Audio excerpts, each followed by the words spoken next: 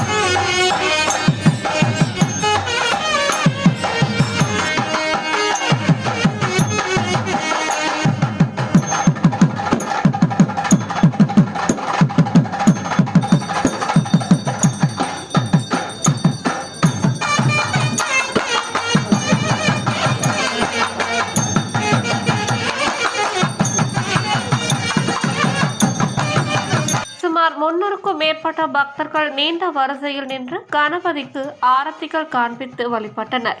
தொடர்ந்து கலந்து கொண்ட பக்தர்கள் அனைவருக்கும் விபூதி குங்கும பிரசாதத்துடன் அன்னதானம் வழங்கப்பட்டது. பூஜை ஏற்பாடுகளை சேலம் செவ்வாய்ப்பேட்டை தாண்டவராயன் திரு சௌராஷ்டிரா நண்பர்கள் குழு சிறப்பாக செய்திருந்தனர்.